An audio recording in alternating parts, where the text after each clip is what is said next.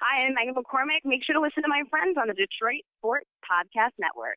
Doc here for DetroitBeardCollective.com, Detroit's premier grooming company. Visit DetroitBeardCollective.com if your beard is feeling dry, scaly, if you need to maintain your beard. This day and age, there's products out there that helps you take care of your beard. Beard butters will make your beard feel softer, better smelling than ever before. The Doc actually rocked a beard earlier this spring and summer, and I actually used the beard butter. I heard that Adam was into styling, and I'm like, you know what? Let me take care of myself. So I went to DetroitBeardCollective.com and bought the beard butter. My face actually does feel smoother. I definitely checked out the products at the Detroit Beard Collective. They got great t-shirts, oils, the ultra-popular Beard Crate, which is a wide assortment of a bunch of different Detroit Beard Collective products. So definitely support those who support us, DetroitBeardCollective.com. Hey, everybody, this is Freddie Cohen of ESPN Radio. When I'm not talking about breaking news or breaking news on ESPN Radio, I'm always a fan and listen to the Detroit Sports Podcast, and so should you.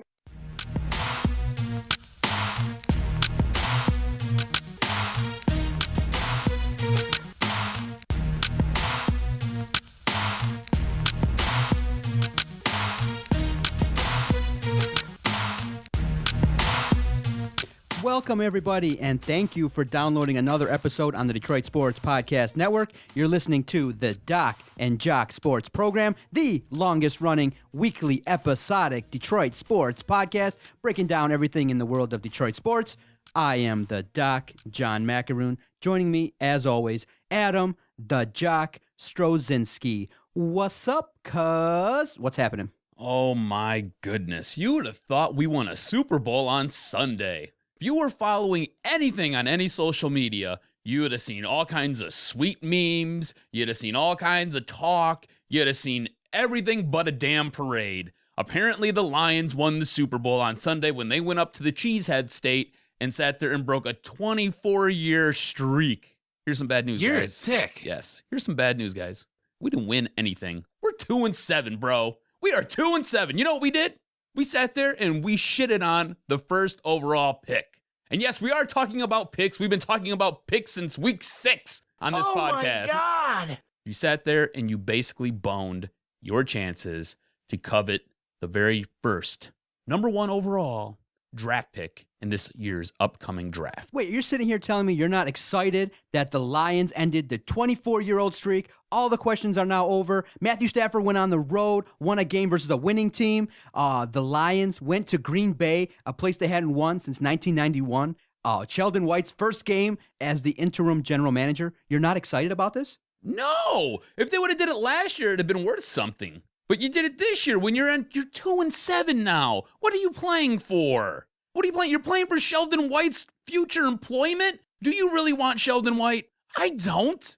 I really don't. You could sit there and poop in a basket, and I would take that over what we have going on. Because at least that poop in the basket doesn't have 0-16 blood all over his hands. No! What you're doing is now you've set yourself up to fail. You are now repeating history. This is just like Martin Mayhew all over again. That's how I see this. Just like Martin Mayhew. I think part of the reason why you're a little bit subdued is that the Lions basically tried any way possible to give the game to Green Bay. Basically, missing an onside kick, Calvin Stonehands, I guess, nowadays. You had a chance. I mean, basically, you waited for a Mason Crosby to shank a 50-yard field goal, and you didn't really win the game. You kind of won by default. You tripped into it is what it was. It's exactly what it was. You sat there and you fell into a W because Green Bay couldn't get out of their own way.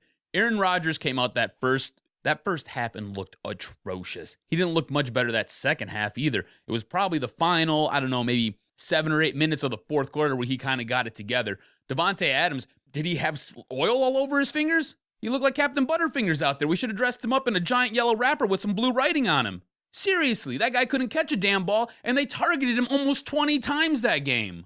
Are you serious? And then their run game, look, I picked James Starks up, and I know you guys talked about it on the fantasy podcast here, the Fantasy Nerds, where you sat there and you crucified me for making a trade to pick up James Starks. I get it, all right? But that guy didn't help me out at all last week because that run game was absolutely atrocious. So they fell into a win. They didn't go up there. They didn't seize anything. The way they won was awful, was brutal. This team is a giant conundrum.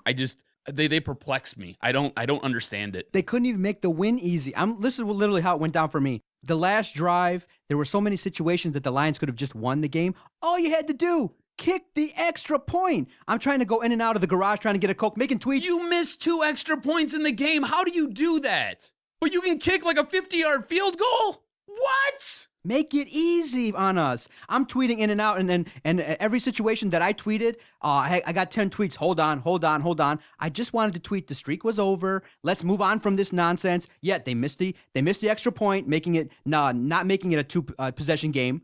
Then you missed the onside kick. All you got to do, Calvin, catch the ball, secure it. The game is over. And then in the end, it took Mason Crosby, and it wasn't blocked. He just outright shanked it. He just missed it, and we got lucky. When they lined up for that onside kick, I sat there and I was like, they're going to miss this. It's the Lions. They have to miss this. And watch Green Bay go down and score. Watch this happen. And then they miss it. And I sat there, and you would have thought I was plotting to conquer the world with my maniacal laugh. I was like, oh God, this is what happens. This is how it is. This is what they do to us. This is what they've done to us now for seemingly ever. Since 1956. This is how they've treated us.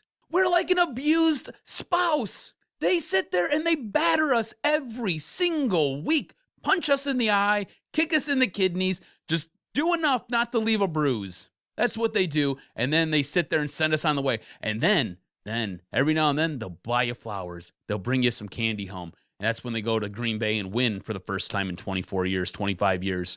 That's what happens. I want to get your opinion on, because we basically have a dichotomy going on with our fan base at Detroit Podcast. People that tweet us were either on the fence like us, who say, you know what, it's just another win. They're still 2-7. They're actually hurting their draft position. And then on the other side, you have people that are like, you know what, they are going out there each and every Sunday. They haven't quit. They haven't quit on Coach Caldwell. They're still fighting, and they actually did something that not a lot of Lions teams have done. They went to Green Bay and actually finally won the game. Now, you could say, well, why didn't they do it when it actually mattered several years back or last year when you could have won the division so that you could host a playoff game? Why didn't you do it when it mattered? Why do you do it when it's you're 1-7 and your season's over? I'm kind of like right in the middle. I kind of feel like, you know what, you're going to go out there. It sucks to talk about them losing week after week after week. What do you want the Lions to do? Basically just kind of roll over and let other teams beat them? They are competitive guys, and I know in the grand scheme of things, it would behoove them to lose more, but I do think competitively they should go out there and try their best and not embarrass themselves. If they hire the right guy, whatever pick, 1 through 32 that they get, they can probably make something of it. So, if we lose out on the number 1 pick, sure fine. It won't be number 32. We both know that. Here's the thing, right? All right. From a player's perspective, I get it. Because every time you go out there to play, every time you strap the pads on, you want to win. That's your job. That's your goal. You're sitting there and you're looking for a victory. However you got to get it, whatever it is that you have to do. As a fan, though, you should want what is best for this organization. What's going to help them out in the long run? What's going to make them a better product down the road? Because they're not winning it this year. You know that. I know that. Everybody knows that. They are 2-7 right now. They have no shot at winning a Lombardi trophy this year. It's just not gonna happen. It doesn't happen this way, all right? So in this moment in time, and the way you're looking at it through your looking glass, you got to want what's best for this organization. And if that's a number 1 overall pick, that's what it is. If that's them losing every single game all the way out to the end of the season, then that's what it is. Whatever it is that's going to motivate Martha to sit there and blow the doors off this thing and kick everybody out and then get somebody in here who knows what the hell they're doing, that's what's best for this organization. And you have to do it that way. That's what you should want. Hey, I got wrapped up in the moment too. I was like, all right, cool, they won. And I really didn't know what to do with myself after that. I was like, wow, this is kind of weird because they went into Green Bay and they beat Green Bay. Last time they beat Green Bay, you know how old I was? I was 8. I was 8 years old last time they beat Green Bay in Green Bay. Wow. Long time ago, bro. Long ass time ago. So, it's not what's best for the team right now, though. They needed to lose that game. If they'd have did it last year, that'd been outstanding. Because like you said, then they would have been able to host a playoff game. They would have got a bye. They could have then possibly, went and either played, depending on how that Dallas Green Bay in the first round would have shook out, they would have played whoever. It's just, they always do this to us, man. All the time. So organizationally, all the time. Organizationally, it's in their best interest really to kind of lose and get a higher draft pick. Every single game lose because you don't want any reason to keep Sheldon White. You don't want any reason to keep Jim Caldwell. You don't want any reason to keep half the players you have on this roster. You want no reason to keep any of this scouting staff that I think just picks their nose and wipes boogers on the wall. You don't want to keep any of these people. So speaking of Sheldon White, you could see he's kind of making a concerted effort to pitch for this job. He said that, hey, I got in Butler and he made a key play. He's only in there for like 5 or 6 snaps, but hey, he's the guy that Sheldon White put in there. So, and he's a guy that you can see is kind of using the old Wayne Fonte strategy of, hey, let's kiss Mrs. Ford's butt as much as possible. And didn't he give her the ball, the game ball? I'm sure he did. Oh, jeez. You remember Wayne Fonte, how Yes. he used to kind of conduct business? Mr. Ford, that's my man. Mm-hmm. So I kind of agree with that strategy. What else do you have to lose? You're not really doing a whole heck of a lot, but kind of signing and re-signing guys off the practice squad and Dude, kind they're of bringing Bill retinkering. Bentley back. Listen, he's not doing a lot, but in the end, if you're Sheldon Bill White, Bentley's garbage. if you're Sheldon White, you want this job. You want a chance to kind of do it. Yeah, so you it's have to because there's only 32 of them that are in existence. But that being said, he's not the right fit here. As a fan, you don't want him here. And The biggest direction I got from Mrs. Ford. I knew you'd like that. That one's a staple now, brother. I wasn't even prepared for it. The biggest direction I got from Mrs. Ford. So he's kind of using some alternative strategies, maybe to kind of Apparently, he's seducing her. She's seducing him. maybe he might have.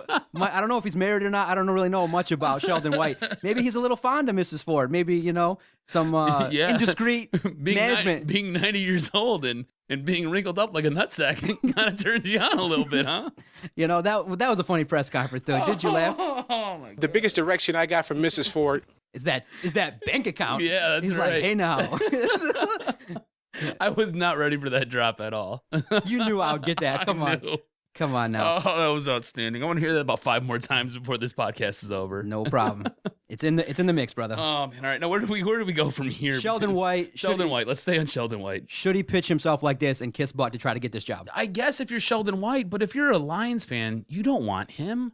He was part of the 0-16 problem. So he's basically a retread. He's in that Matt Millen lineage, right? And you see what happened. You see what Martin Mayhew got you. What makes you think Sheldon White's going to be so much better? And Martin Mayhew has come out and given him his stamp of approval, saying that he's going to be a great, not even a good, but he's going to be a great GM one day. That doesn't do it for me, man. You're a dick. Yes, I am a dick. I'm just telling you because I'm tired of the Lions always shitting on me. I really feel like every Sunday they pull their pants down and they dump on the middle of my chest. That's what I feel like every single Sunday because they just give me hot piles of garbage. And I'm tired of it. I want a good football team. I want a team that can go into Green Bay regularly and compete. Go into Green Bay and get wins. I want a team where they sit there and they put little graphics up on ESPN on Monday Night Football, and they sit there and they show that Green Bay, Cincinnati, and the Detroit Lions have 50 of 53 guys they drafted and they've been in their organization from day one. That's what I want. That's what I need. I don't want this crap. I'm tired of this going on to the free agent market, paying for guys who obviously aren't good enough to play other places, going and trying to pick people up and doing things with retreads who just aren't going to work or fit here. Get guys in here that you draft. Build them. Do things with them. Have an eye for talent. There is no eye for talent here. And I don't think Sheldon White has it. He's getting erections from Mrs. Ford. The biggest erection I got from Mrs. Ford. There it is. Okay, fine. Before we wrap it up, this podcast is fun. We're going to have a chance to talk to Neal Ruhl, voice of the Oakland Grizzlies, and sometimes part-time fill-in at Detroit Sports 1051. We'll see what his thoughts are on the Lions. Let's gauge how he thinks about the victory versus Green Bay. But to wrap up the Lions talk, they've got a string of games now at home at Ford Field. They're going to be playing teams that they can potentially beat in Oakland, Green Bay, and, I forget the other team off the top of my head right now. But do you see this team potentially getting on a roll? I'm really fascinated just this matchup, Detroit versus Oakland, because you kind of have a version of the Lions you want to see in that Raider team. You got a nice young receiver in Amari Cooper. You got a young up-and-coming quarterback that's making plays in Derek Carr. I don't want to see him come to Ford Field and outshine Matthew Stafford, but the Lions secondary is going to be suspect. You want to see that. You want to see that this week? You want to see that. I want to see him get on a roll. I really do. No, you do. don't. No, you don't, dude. I just told you why you don't. You told me, but I agree that if we get a competent general manager who puts in the right scouting department, you can get a guy who's an impact player at 10 to 15. But if you get we'll say a top 5 draft pick, if he's that good and he's that competent, he can somehow trade back into the draft and get more picks. We all say that. We've already established that this team has what I think we decided last week: 3 guys that you would like to build around. That's it. And that's it. 3 out of 53. Come on, that's not a lot, and that's not good. So if you can move back, you've got more holes to fill. You can get if you have a guy who you're that competent can sit there and basically turn water into wine at 10, then he should be able to take that 5th overall draft pick, trade back in the draft, and then still make water out of wine. Yeah, listen, I think wine out of water. I think the job of a NFL general manager is not an easy one, but there are blueprints of teams like the Patriots who trade back and do some things with the guys they get in the 4th through 6th round. So you can do it. You can do it. There's talent there, and if you have the right talent evaluators, I don't think losing all the games this year is going to be that important. I think each and every week you want the Lions to play their best game and to see some progress, and I do believe that they have a chance to maybe get on a roll and finish the year 6-10. Look, you can call me a Lions hater. I just want them to be the worst team in the NFL right now. That's all I want. I don't care if they win 5 games. As long as them winning 5 games makes them the 32nd best team in the NFL. That's all I want. You think Oakland's going to do some damage versus the Lions this week? We'll talk about it in the pick'em. Okay, sounds good. We're going to save it for there. All right, stay with us after the break. Neal Ruhl, Detroit Sports 105.1, Oakland Grizzlies, will be joining us on the Doc and Jock podcast. Detroit Sports Podcast Network, podcast episode 119. Doc and Jock here for Fanatic U. If you're looking for some sweet sports swag and you love your Detroit teams, and I mean you really love your Detroit teams, you got to check out FanaticU.com. Check out FanaticU.com. Use promo code DSP, save 15% even off the clearance items, and get the coolest gear out there and rock your Red Wings shirt, rock your Lions shirt, rock your Old English D to the Tiger games, rock your Piston apparel, wear it till the wheels fall off. Michigan State, you know what? They got it too. Check out Fanatic U. They have 6 locations all over Metro Detroit. Check them out, FanaticU.com. Yeah, we coming now. Come on. Yeah, that's right.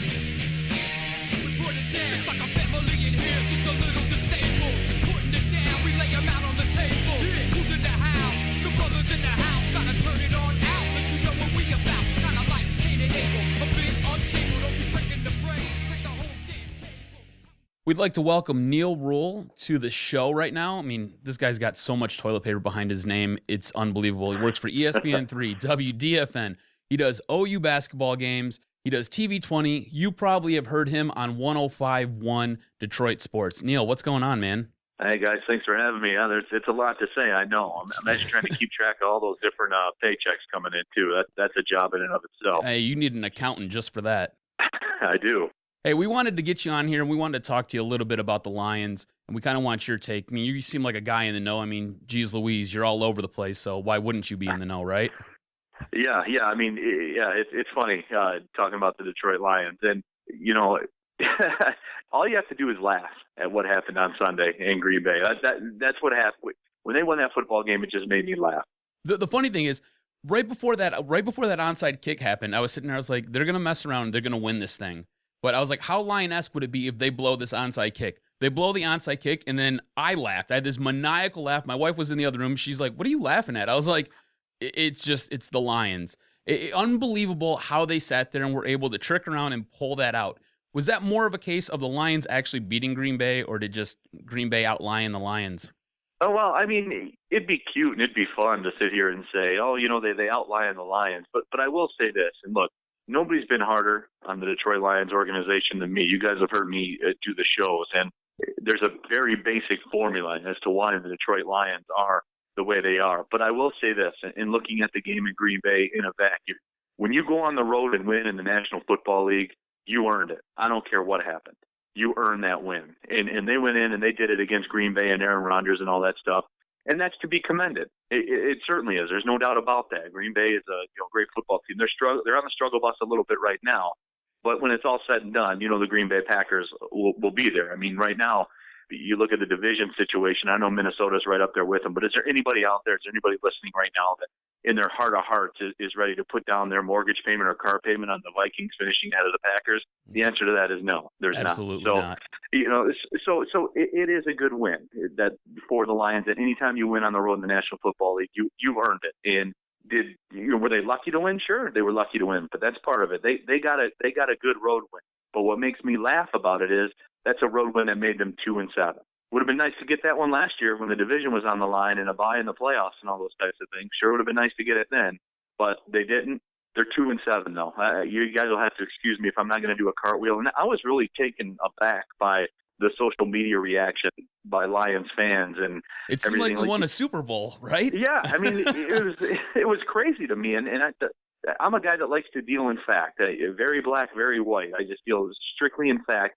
The fact is that win made them 2-7, and if anything, if you really want to boil it down, if anything, it hurt them because now they don't control their destiny in terms of the number 1 overall draft pick, as I like to say. So, if anything, if you look at it realistically, it hurt them, but you got to give them credit for winning the football game. They won the football game, so give it to them for that. But it figures they wanted to make them 2-7. Mm-hmm. And you can obviously hear Sheldon White, trying to do the best that he can to maybe, state his case for why he should be the general manager. Talking about bringing in Butler, really praising Martha Ford.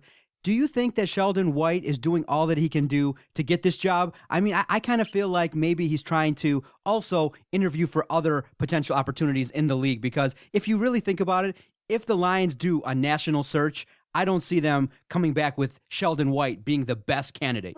Right, and I have a couple of points that I can make on that. Number one, yeah, Sheldon White's doing whatever he can do to get that job. The reason you guys are doing what you're doing right now, you're angling to get your next job. The reason I'm here, I'm angling to get we're all angling to get our next jobs, whether we're in insurance sales, sports, a restaurant, whatever. I mean, we're all angling for the next job. So you certainly can't fault him for that. Number two, the point about Sheldon White itself, and in terms of the big picture, and is he a fit to be a general manager for the Detroit Lions? I just go back to the whole Mayhew thing. If the blood of an 0-16 season is on your hands, you're guilty. You're automatically guilty. And again, this whole Lions organization, Martha Ford came in and did those big sweeps, and Lewan got 86th, and Mayhew got 86th, and that's certainly commendable. But I told you guys earlier, I have certain belief system when it comes to the Detroit Lions. And that belief system is there's nobody from the 2011 NFL draft on this football team. If a team sat out a draft, there's no way they could recover from that. And they essentially did that. There's nobody left from the 11 draft. You cannot win in the National Football League, in any salary cap league. You cannot win if you sit out an entire draft class. There's just no way. So until the people that select this talent who have lacked, and that's not my opinion, that's fact, folks, they have lacked at picking talent. Just go through all the second-round draft picks. Until those people are changed up, until it's the grocery shoppers, because the grocery shoppers are responsible for the meal that's cooked. And until the grocery shoppers are changed, nothing's going to change around here. It's just not. I mean, Calvin Johnson obviously is a tremendous football player, and that's a whole different topic for a whole different show about where he sits right now with this organization. I believe in my heart of heart that you can win with Matt Stafford, provided you have a defense. That was proven last year. They had one of the top 10 defenses in the history of the National Football League, and they went 11-5. Management mismanaged that whole situation, saw probably their two biggest impact players from that defense walk away, and you got Haloti Ngata, and that cost you a 4th and a 5th round draft pick. I mean, not that it matters, because history dictates they wouldn't do anything with those draft picks anyway. But when you add all these factors up, you cannot win a horse race unless you have horses. That's just the way it is. Neal, you're a little bit closer to the situation than both John and myself here, but do you see Martha Ford getting this right? And do you see her possibly taking the league recommendation, or does she do the most Lions thing and promote Sheldon White from within? I wish I had an answer for that, you guys. I really wish I did. The whole situation, and look, it's her football team. That's the way it worked. And I certainly can't speak as to what they have done and set it up so it's her football team, and that's her property. She owns it, so she's entitled to do whatever she wants to do. It's hers.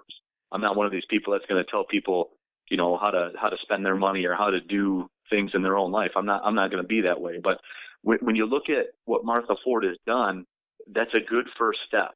That is a good first step. That indicates to me that maybe it won't be business as usual for the Detroit Lions, but the proof is in the pudding. This is a critical offseason for this organization, because if you're gonna do a rebuild, you don't want to come in half-stepping. You certainly don't. So if you're gonna do a rebuild, then you got to go through with the broom and broom everybody out and try to rebuild from anew. But again, you guys know this organization as well as I do. You watch all the games just the same as I do. I'll believe it when I see it. The Detroit Lions organization, and I've gotten some heat before, and they say, when you go on the radio, why are you so hard on them? Because I'm not a Lions hater. My man Rico Beard coined this phrase, and I love it because it's exactly it. I'm not a Lions hater. I'm a Lions waiter. You'll have to excuse me if I'm a bit jaded as a Lions fan for my entire time living around the Detroit metro area growing up. Outside of 1991, I've had nothing. So you'll have to excuse me if I'm a little jaded and if I want to see it before I believe it. No, Neal, I heard you last week on 105.1, and your story went in line with exactly my story. I was a season ticket holder. Me and a buddy during the Millen era went down, tailgated, and you laid it out perfectly. But going into the game was a nightmare. I mean, I could count on my hands the number of times that we actually won the game. So I understand where you're coming from, and I understand your perspective. And I think if you have the championship mentality, and if you have that mentality that you want this Lions team to win a championship, then you take that step. But I think the fans are so beaten down by the level of ineptness that we take wins on Green Bay versus the road and pump them up to levels that are, supreme and bigger than what they actually are. And my point to you is the same thing applies to Stafford. I mean, he got one win on the road, and I get tweets to my Twitter account at Detroit Podcast saying, "Hi haters, Stafford's the man." Yeah. I don't get it. I tweet back, "Demand more," and I tweet the picture of Tom Brady flashing his 5 rings. Demand more. Why are people? And I want to get your sense of why is there support for Matthew Stafford? Yes, he's a above average quarterback, but he's not a winner. Eddie Murphy used to do a comedy routine, and in his stand-up, and he would talk about crackers and about how when you eat a cracker, it's the most dry thing in the world. He said, but if you were starving to death and somebody threw you that same cracker, it would be the greatest cracker you've ever had in your life, and you'd be licking your fingers and talking about how that's better than a Ritz and everything like that. It was a great comedy routine, and I think that applies to Lions fans. And Matt Stafford's been a tease. You've seen it. You've seen the numbers. You don't throw for five, and I know everyone goes for the stat pad routine and all that type of stuff. But you don't throw for 5,000 yards in the National Football League by accident because you're not good. You don't. It doesn't happen. Now that being said, has he been able to go on the road and win big football games? The record says no. You don't have to believe me telling you that. You can look it up yourself, but it'd be quicker if you just listen to what I say. He hasn't done it on the road in terms of winning big football games. And when you boil all this down, that's what it comes down to. Dubs and L's. That's it. And he hasn't gotten the job done on the road. With that being said, though, the year they had one of the best defenses in the history of the National Football League, they went 11-5 and went to the playoffs. And what happened in Dallas happened. And I will contend, and I don't know if you guys heard me talk about this on 105.1, we will never realize, I don't think anyway, how close this organization, how fine the line was between, dare I say, the Lions and possibly going to a Super Bowl last year. And this goes back to my emphasis on the draft.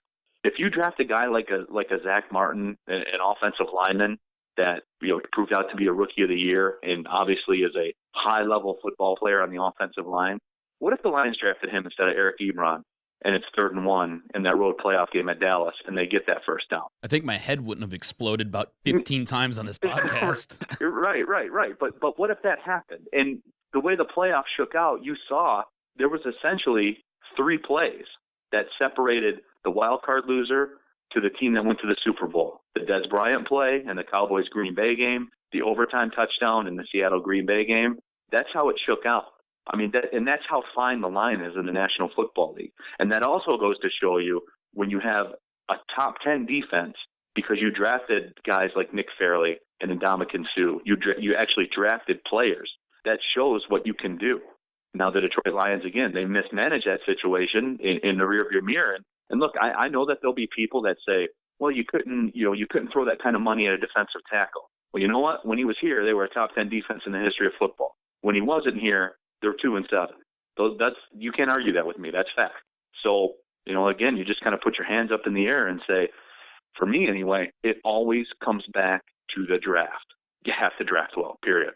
On the phone with us right now is a man about town. You've probably seen him on ESPN3, WDFN, OU Basketball, TV20. I know you've heard him on 105.1 Detroit Sports. We've got Neal Ruhl on the phone with us right now. Neal, what qualities do you want to see in the next GM besides just being able to draft well, which I think we all agree is probably the most important? Yeah, I mean, I don't care. Just get some players in here. That's it. That's all that matters. Be a talent evaluator. Be the guy that pulls the fleece on the NFL draft. Do like the New England Patriots do. Trade down and stockpile picks. And then when your turn does come to pick, you just knock out pick after pick after pick. And do damage in the middle and late rounds. Find that diamond in the rough. Find somebody in the 6th round. Find somebody in the 2nd round. Go through those 2nd round picks if you want a dose of grim reality. That's all there is to it. I don't care about anything else. Yeah, when Kyle Van Noy's highlight reel basically consists of drawing a penalty on Devontae Adams in a game in Green Bay for your first win in 24 years, that's probably not a good 2nd round pick. No, and that's the thing. I like Kyle Van Noy better the first time when he was Teddy Lehman. I mean, because it's all the same guy. It is. It's all. When you go back through the history, it's all the same guy. It all morphs into one guy. All right, Neal, we'll get you out of here on this. Are you hearing any names being kicked around for the GM job? I see. That's what's been funny about it. I haven't heard. I know that they've reached out to the National Football League in terms of help in a search. I haven't heard anything, and it's really been weird. Even off the air discussions with people that are much tighter to the situation than I am, and I talk to Josh Katz at the Detroit News every now and then, and he and I talk frequently and play golf during the summer and stuff like that, and he hasn't thrown anything my way. For me, it's pretty simple. And maybe this is oversimplifying things. I go to where there's been success and find that number 2 guy or even that number 3 guy, and that's my target. And I go to them, and that's how I get it done. But I guess that's too easy for people. I don't know. You can follow Neal Ruhl at Neal Ruhl, Nealruhl on Twitter. A good follow, and definitely you can hear him sometimes filling in on Detroit Sports 105.1. Thank you, Neal. We appreciate your time. We look forward to many more chats down the line on the Detroit Sports Podcast. Yeah, absolutely. Thanks for having me, guys. Appreciate it. Hey, Neal, what's your handicap real quick? Right now, well, I've taken up fishing. This summer I got in the fishing game a lot, so the handicap's probably scooted up to, I'm going to say probably around a 10. I had it cooking.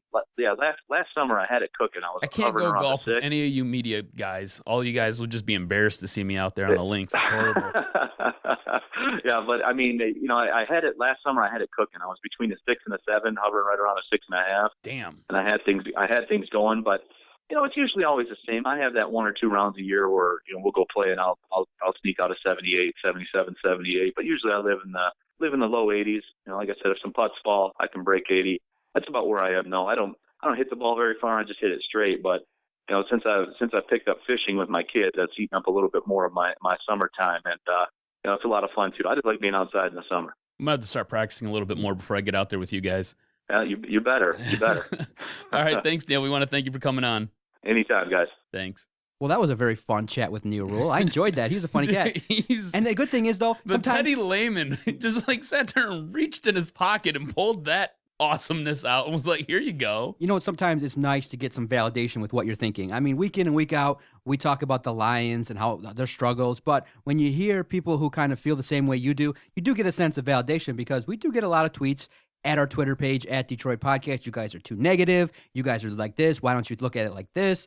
And my thinking is this. I have one goal, the top goal. The top goal for the Lions, win a Super Bowl. And with that, that's how my thinking goes. And so I'm taking into account when I make my comments the entire history of the Lions. So some people are kind of singular focused and only focus on this year and game to game maybe. But in the end, my focus, talking about the Lions and my anger is I want them to be a Super Bowl caliber team year in and year out. Not win it every year, but have a chance. And so that's where my anger comes from. But don't question this. Don't misconstrue where my situation lies. I'm a Lions fan. I always will cheer for them. I always will hope that they win. I just want to get to the point where I actually will believe that they'll win. I'm a guy that will talk about them. We'll watch them. I'm never going to be Lions free. I'm never going to turn on the mics and say I'm not watching the Lions. But don't misconstrue it. My focus is this. Demand more.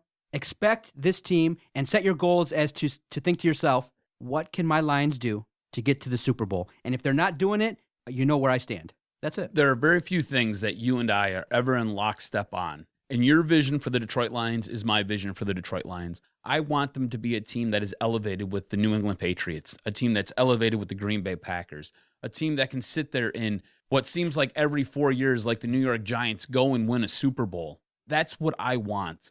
And if that means that they've got to be absolutely atrocious this year, I'm willing to make that sacrifice, and I'm willing to do that because I'm probably one of the biggest Lion fans you'll meet. I really am. I know I come across as being very negative, very loud, very brash about how I feel about what these Lions need to do. And I know I argue with a lot of people on Twitter about this all the time. There's one guy out there in particularly who everything I post, that guy gets upset about it and has something else to say. And me and him will go back and forth for what seems like 3 days talking about the same damn subject. I just want them to win. I just want them to win. That's it. That's all I want. I want them to win. I want them to be feared by everybody else in this league. I want them to be able to sit there and take draft picks in the 30s and produce all-star players, Pro Bowl guys who you can sit there and you're like, damn, we got that guy. That's awesome. Let's pay him. Let's keep him. I don't care what it is. Pay him. Keep him. That's awesome. That's what I want. All right, quickly before, we're going to talk about later on after our next break, we're going to talk about Michigan State versus Ohio State, a big matchup this week. 2 top 15 teams going to battle in what should be a fabulous game to watch if you're a fan of college football. But from time to time, when you watch news and you hear stories going on in the world, I kind of wonder, I think like this, but I kind of think, I wonder what Adam would think. I wonder what Adam was thinking about this story or that story and what he would do in different situations. So this is the premiere version of our news segment, What Would Jock Do? And I know Adam is a very level-headed guy. He thinks things through and makes decisions, for the most part, knowing that he stuck with me for a couple years. He's a guy that makes good decisions. So I need to know, in a couple different situations, what would Jock do? I want somebody to use his fucking brain. All right, first situation. Charlie Sheen, man, came out with news that was really jaw-dropping. I don't know if you really look at a situation, if you're all too surprised that it came out that he is HIV positive, but in talking to Matt Lauer on Today, he said that this diagnosis was made 4 years ago. He paid people millions of hush money to keep that situation private, and millions depleting his bank account. So I'm curious, what would Jock do if you're a man in a celebrity status or a prominent figure and some news came out that potentially you didn't like? What would Jock do? All right, first off, was it really jaw-dropping? He moved a porn star into his house, and they were shacking up on the regular. I'm not saying that all porn stars have HIV or are dirty or whatever, but let's be honest here. He moved a porn star in to his household, and they sat there and they scrumped a lot. Come on now. Would I pay hush money? Here's the thing, man. I'm a firm believer that if you screw something up or if you mess up, you just own up to it. You bite that bullet, right? So on top of that, I'm extra cheap. You know that. We've had this discussion. And I'm not paying anybody millions of dollars. If I got the HIV there, I'm going to do what Magic did. And I'm going to get the best medical staff I can get with my millions and millions of billions of dollars. And I'm going to sit there, I'm going to get fat. I'm going to be loud. I'm going to be sassy. I'm going to host my own late night show. And I'm going to go on and live for the next, Magic got AIDS when we were children. So 20 some years now, that's what I'm going to go do. I'm going to pull Magic Johnson moves. The next kind of topic that people are looking at and kind of were, taken aback a little bit is, Cam Newton scored a touchdown and he's all about dancing in people's face. And he upset the opponent last week and kind of got into a little bit of a tussle. And then he reiterated and doubled back. He went, bam, did it in the guy's face again. So what would Jock do? You're a star NFL quarterback. You get into the end zone. Are you a dancing kind of guy or are you going to hand the ball off to the ref? What would Jock do scoring a touchdown in the NFL?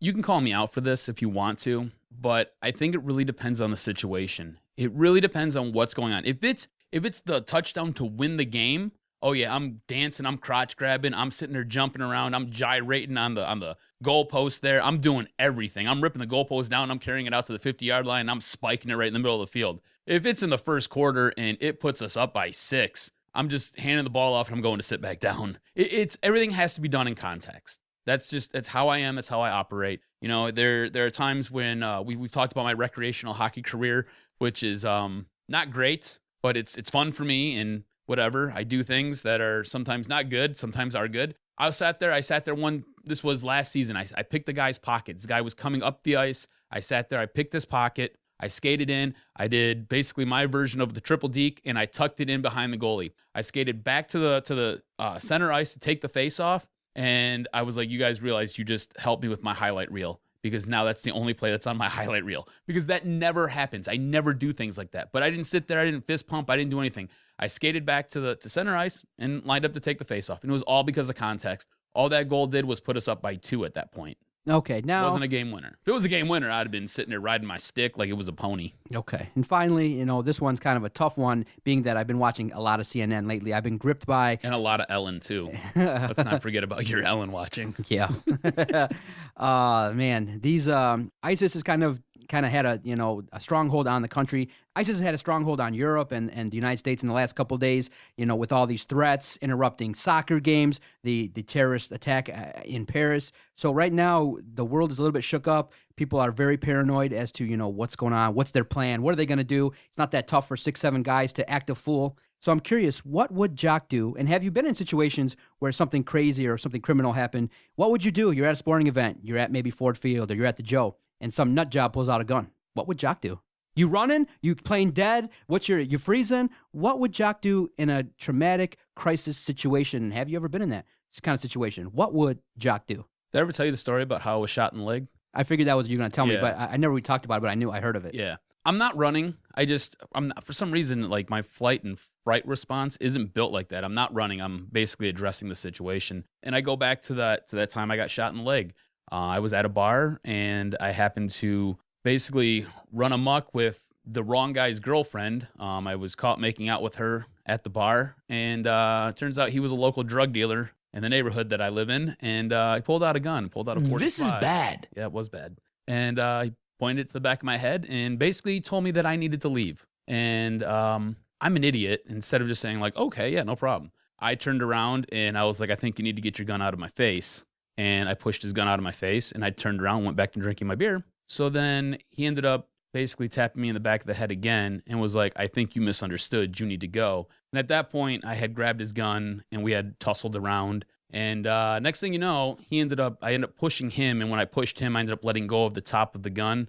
And he ended up shooting me in the leg. So I don't know, man. If I seen something like that going on, I would like to tell you that I'm going to go and address the situation the best way I could. But, you know, that's a terrifying situation when people are pulling out, you know, assault rifles and blowing you up and shooting at you. That's crazy. So we'd all like to pretend that we'd be a hero. I don't know if that's really the case here. I know that I'm built a little bit different in crisis situations like that. I don't usually freak out. I usually try to address whatever the problem is head on. So I'd like to think that I would address that situation head on. Very good. And all I can tell you is from my stance is that I do believe ISIS is winning in just the very fact that I took the kids to the circus after the Lions game on Sunday. And I told my wife, like, I'm not comfortable.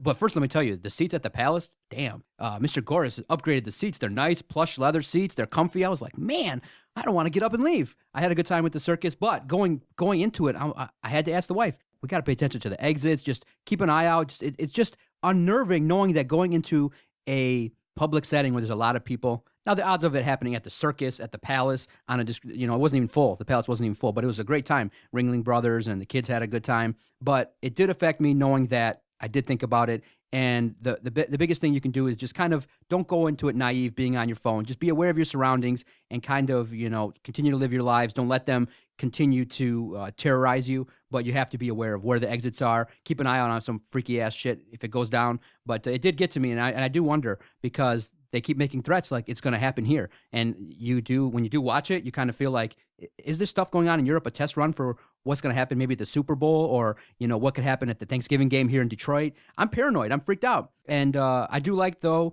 the NFL making it a little bit more difficult with the bags being clear and stuff like that. But just knowing that any 6-7 guys with a plan could do some damage maybe in line not getting into the stadium is a little bit terrifying. And I just think that, in the end, it's kind of unnerving that it takes France to unload on ISIS. in order for action to take place. I really kind of want to believe that the United States should have handled this, and not to get too political, but this needs to end now. It's 14 years. This kind of stuff needs to end, and let's get back to really what's going on and figure out how do we stop this and not let this paralyze the whole country. It's a scary situation, and I'm glued. I'm sick. I'm a sicko. All night long, I'm watching the videos. I go to Live Leak and check in on the actual footage of the shit. So I'm a freak like that. But I caught a video. I was scrolling through my Facebook newsfeed, and I caught one of their beheadings. Like somebody had put it up, and you're not the same after you watch this. You're never the same. Never the same. It leaves you feeling sick, and it leaves you feeling gross, and it leaves you feeling dirty. And I didn't watch it for very long. It took me a minute to figure out what the hell was going on, and then I was like, oh my God. I felt awful after watching it. But back in May, ISIS came out and said that Michigan is one of 15 states where they've got people embedded that are ready to strike at any given time. So if you are in this area, keep your head up. Keep your head up. All right, let's take a quick break. Let's get back to some sports. Let's get back to something, news and notes on a positive scale. Those are very heavy subjects on that session there, man. Well, I wanted to know what Jock would do. There's some big time stuff going on, and at that time, we got to know what you would do, and you did a great job. Thank you. Stay with us after the break. We're going to talk about Michigan State, Ohio State, and we're going to discuss how likely is it that Michigan State can actually go out to the shoe in Ohio and take down one of the biggest games of the college football season. Doc and Jock, Detroit Sports Podcast Network, episode 119. I want to tell everyone out there about DetroitSportsNation.com. They're a great website, and they've been very supportive to all the shows on the Detroit Sports Podcast Network. They host all the podcasts. They have great writers that cover all the Detroit teams, all the college teams. Check out their website and support those who support us. DetroitSportsNation.com. The collaboration has been excellent, and it's helped us to continue to grow and have great guests take phone calls. So our collaboration with the Detroit Sports Nation has really been successful, and support those who support us. DetroitSportsNation.com. Turn up. Mike Wilmer. We gon' always get money, man. Young Jeezy, Big Sean, Juicy J. Every time I go out, you know I got to show out. Every time I go out, you know I bring the dough out. Every time they go out, you know they bring their hoe out. Every time I go out, you know I bring the flow out. Every time I go out, you know I got to show out. Welcome back, everybody. Thank you for downloading on our various platforms. However you listen to us, I thank you for finding us. Podomatic, Stitcher, iTunes, the DetroitSportsNation.com website. Any platform that you can find us, thank you. I appreciate all the support that we've gotten. Adam and I love this project, and we're just only looking to expand. And we love our listeners, man. We love the listeners. So, cuz, it's the big week. Michigan State, Ohio State. Man, a little bit tempered on my end, knowing that maybe if Connor Cook's not 100% healthy, that might even lessen our chances. But we got as good a chance of any to go in there and play our best game. But in the end, I'll preface it by saying this. If Ohio State plays their best game and Michigan State plays their best game, I don't think State has enough. We're kind of hoping that there can be some situations that might go in our favor in terms of maybe turnovers or some situations that may occur that might be in our favor. But I'm looking forward to the game. I do think it's going to be a fun game to watch. Michigan State can do a lot of different things to win the game, but going into it, I'm not as confident. Before the season, predicted State would lose. Has Ohio State played their best game at all this season? Have they had to? I think their closest game that they've played their best game was that Virginia Tech game, and I think they only did that for a half. So I don't know I don't even know if they know what their best game is. But going into this game, MSU's got to win this game on defense. I'm sure that their offense is going to put up points. I know MSU's offense is going to put up points.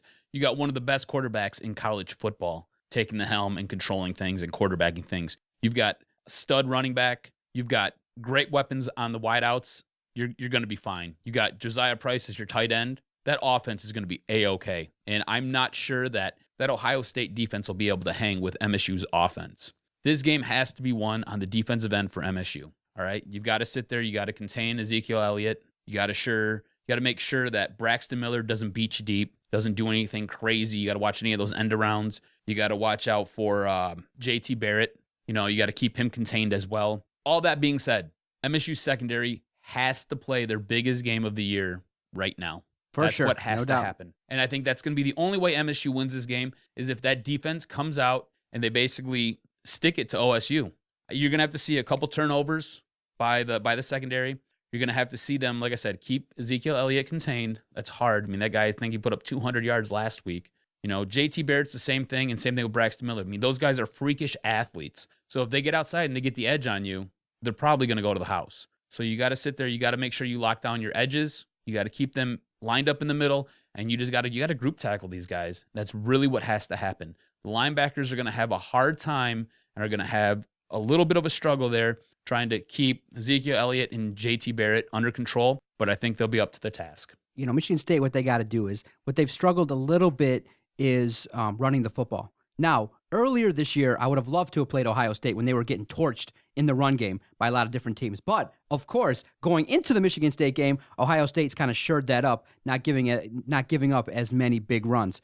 Michigan State is going to have to control the line of scrimmage. I do believe that Ohio State's defense can control Michigan State in the passing game. So where it's going to behoove Michigan State to take advantage is the run game. Right now, though, Michigan State running the ball is ranked only 92nd in the country. So they're struggling running the ball. Yeah, but I think you got something with Holmes. You do have something. I think that he was... I don't think they sat there and targeted him or used him enough early in the season. I think now the last, 3 or 4 games, Mark D'Antonio is kind of realizing what he's got there, and I think that's going to be something he can now draw on, and he can go to that well a little bit more. He can run between the tackles, and he can get outside on the edge, and he can sit there, and he's got enough speed to get it to the house if you need him to. You have more confidence in State's running game. But right now what's challenging, though, is Ohio State's rush defense has gotten better. They're only giving up the last 3 games an average of 55 yards of rushing to the last 3 opponents. Now, granted, they're not that great of opponents, but they've gotten better than the first stretch of games. So for Ohio State, they're going to want JT Barrett to do some damage. And how is he going to respond? Played nobody. I know. And that suspension kind of derailed his momentum. His last game, he didn't do that well. He didn't play that good. So Michigan State's going to look to load up the box, force Barrett to beat them with the pass. So I think that if Shalik Calhoun can get pressure and if he can do some damage and disrupt Barrett, then they have a chance. But if Michigan State allows the big play, if they allow Ohio State to continue drives on 3rd down, it's going to be a struggle. And you got to remember, JT Barrett did some damage versus them last year. He was one of the key components, and you saw he contributed to, I think, 4 or 5 touchdowns last year, and he continued drives, and you obviously know that you have to send a man to account for him, because if a play breaks down, I don't want to see Barrett running up and down the field versus Michigan State. You can't have that happen. You have to contain JT Barrett, and you kind of have to make some throws that maybe he's not comfortable making with some pressure. And then if you have the opportunity to make the big play, you got to make it. No drops in the secondary. If you get a chance to make a turnover, you got to make it. You're right. The thing is, though, Ohio State's played absolutely nobody. All right, let's be honest. Let's be honest. They played absolutely nobody. The only team that they played was the very first week, and that was Virginia Tech.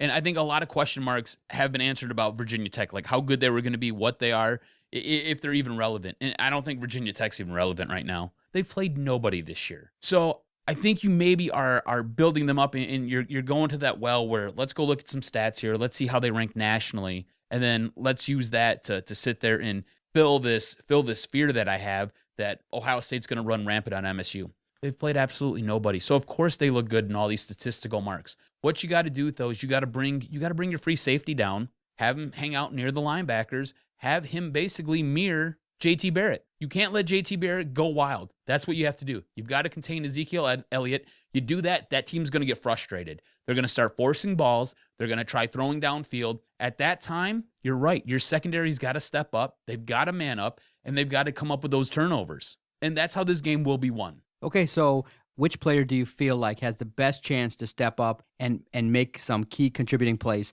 You could look at, for Michigan State, Connor Cook, if he makes those key throws, Burbridge, Josiah Price. You're going to look at guys that you've counted on in the past to make plays. And so I agree that if Michigan State's key players can make key plays, then you're going to stay in the game. But I just feel like primetime players make primetime plays in big games, and Ezekiel Elliott, JT Barrett, their great wide receiver, I think his last name's Thomas. He had a big game last year.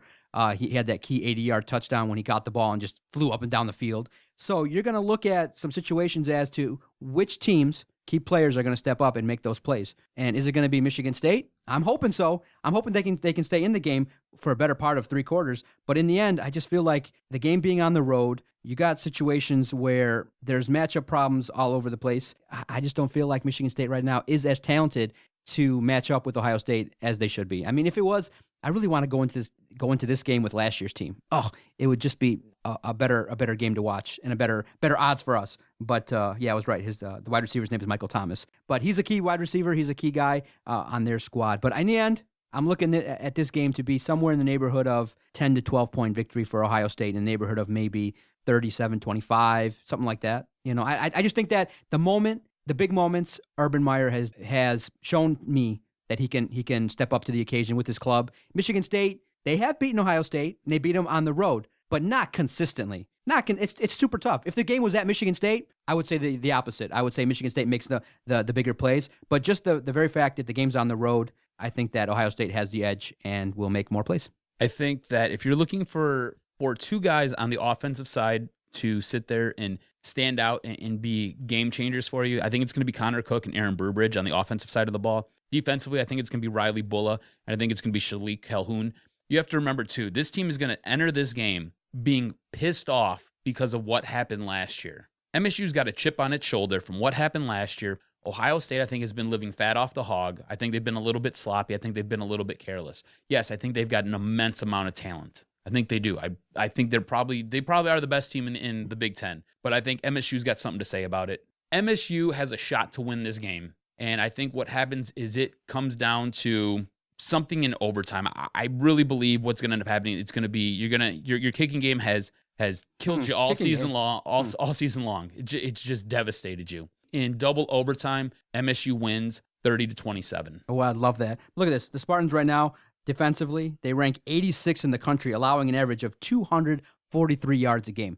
Come on now, that's secondary stuff. I mean, you have that's been exacerbated by that the Nebraska game for sure. That's basically added to it, and Michigan, right? Yeah, let's not talk about the game. The blueprint's there for both squads. Yes, how to beat each other. So the blueprint's there. Who's going to execute better? I really believe it's going to be Ohio State. That's the way. And you're fair to think that way. I just as a Go Bluer here, I happen to think that you have a good squad. I think I respect your squad a little bit more than you do. So then the big question that people are kind of mulling around at the water cooler is, can we start using the big R word with this game? Michigan State, Ohio State rivalry? Oh, I think you absolutely can. Here's the thing. It's a big game now on the schedule every year. And if you look at the way that the last, 3 seasons will play out, basically either MSU or Ohio State had to get through each other to get to the Big Ten championship game, right? I think absolutely. What I think is going to happen over the course of the next 3 seasons, however, it's going to be, you're going to have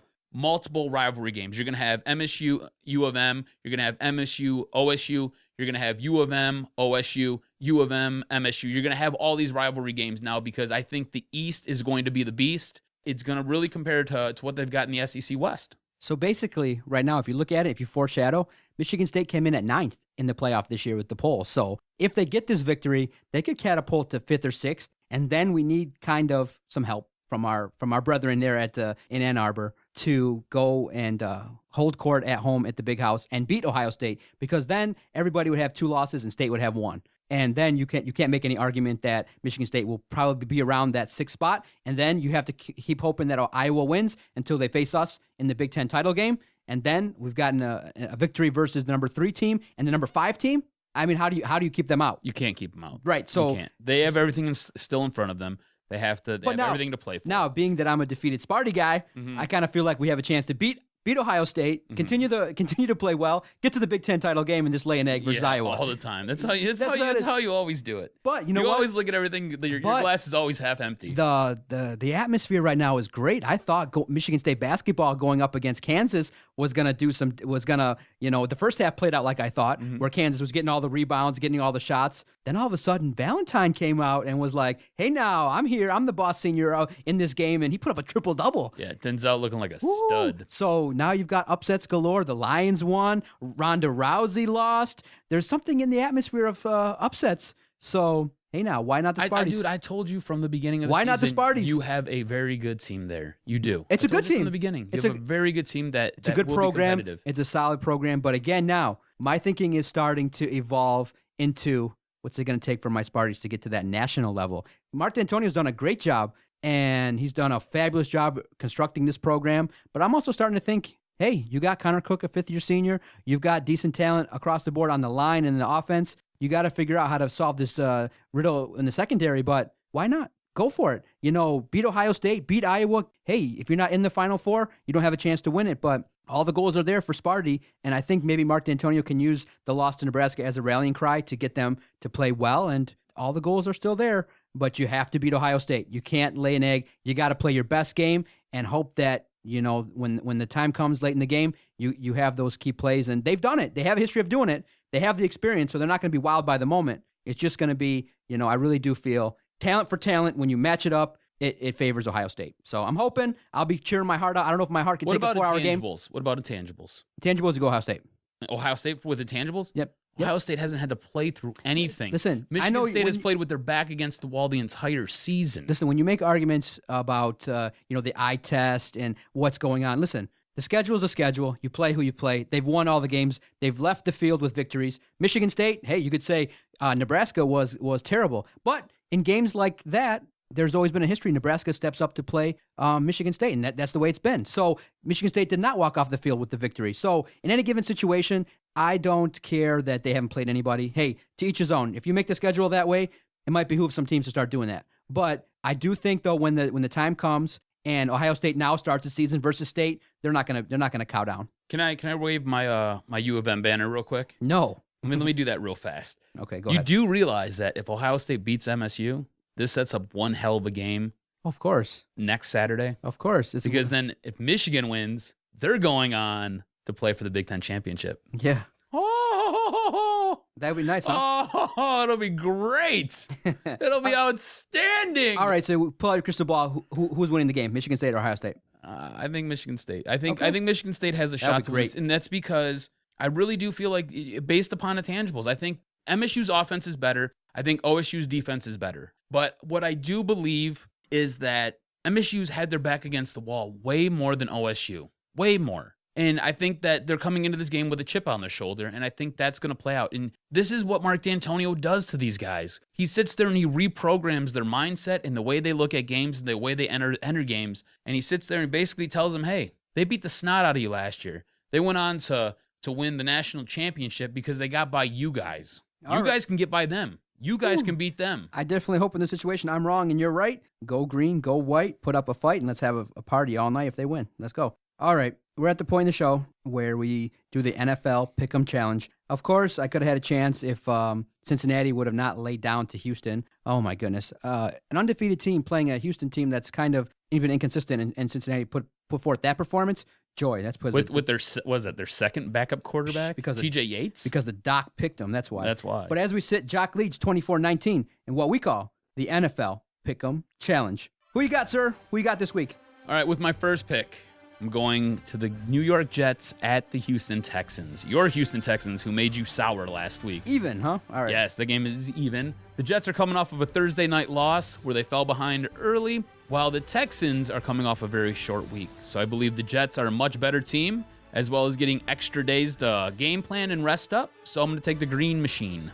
Ooh, that's interesting. I should start, to get a comeback, start picking against you. But, of course, I was excited. Seattle played a great game last week versus Arizona. They came back from 19, and in the end, Arizona came back. So that hurt me, but I can't do that. So I'm going to start with Dallas going on the road to Miami. Dallas is in shambles with their quarterback situation. It's going to be a tough game, but I'm going to try, put my faith in them one more time. I really believe that they're more talented than Miami. So with my first pick, I'm taking Dallas on the road, even versus Miami. That's funny, because that was my very next game, and something similar to what you said, but it's a little bit different. The Cowboys are getting Romo back, so they finally have that figured out. The offense is going to go back to normal, and Miami, I just think, is a dumpster and a conundrum when you watch them. Like, you have guys trying to bring the ball out from the end zone on kickoffs, sliding down at the one, which sets up safeties later on in the game. Miami, I don't know. Miami is just awful right now. So I'm going to take the boys on the road. It's an even game, so we're going Cowgirls. I'm a guy that always likes to take the points. I feel like the San Francisco-Seattle spread is way too high. I know San Francisco's been struggling, but I don't think that they're going to lose by 13 points on the road. Seattle. Huh? Yeah, so with my second pick, I got San Francisco plus 13 going on the road to Seattle. Something's off with Seattle.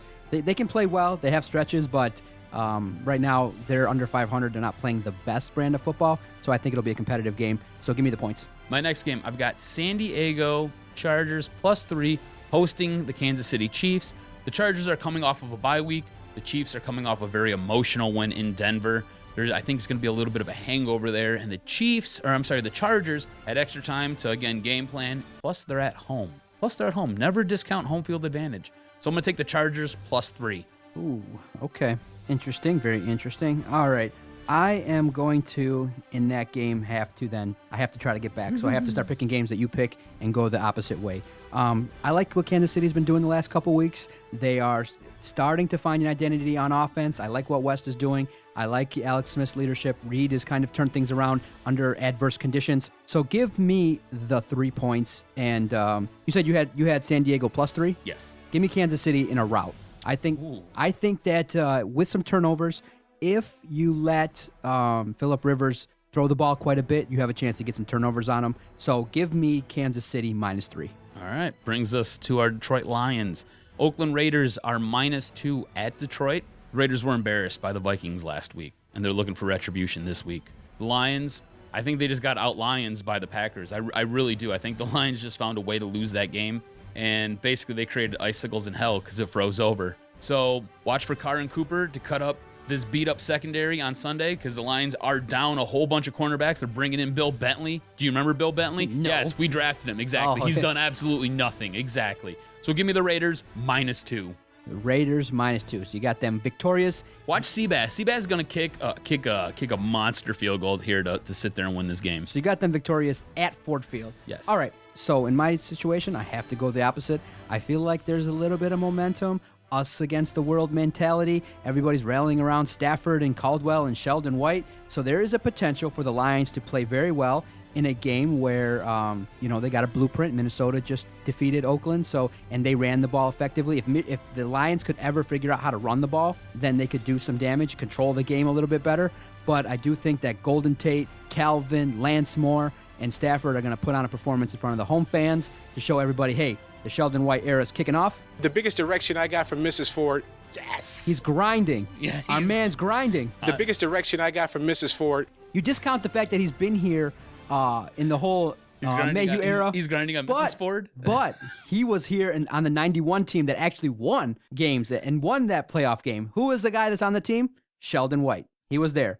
The biggest erection I got from Mrs. Ford. He's so hard right now. In his first home game, you're going to see him with his hands up in the air cheering. And his pants will be up in the air, too, because he's cheering. He's going to be cheering. He's going to, you know what? We see our first public display of affection. He's going to bust out a big hug for Mrs. Ford in the box.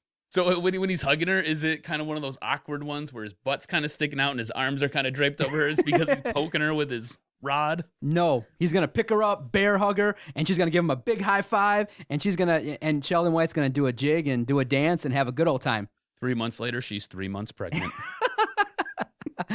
So give me the Lions, baby, in a celebratory, victorious win in Sheldon White's home debut. And look for Sheldon White to definitely put on a performance there in the box. I mean, over under 4 or 5 times they show Sheldon White, 5, 6 times. He's going to be sitting there cheering, fist pumping all the time. He's going to be, he really is trying to be the antithesis of Martin Mayhew, and the media just loves him. What? He talks to us? What? He gives us answers? What? He gives us quotes? What? He actually gave a 20-minute press conference? So the media is all about him because he talks. So you're going to see a whole bunch of him in the box, and he's going to be having a good old time. Each and every Stafford touchdown, you're going to see him dancing and having a good old time.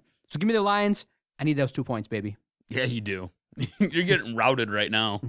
5, I could pull it within 2 or 3 if everything goes my way. It needs to. That's right. My man. You're a trooper. Thank you for putting up with me again. Episode 119 in the books. I had a good old time to get a chance to get away from all the life's happenings, talking sports, doing our thing our own way.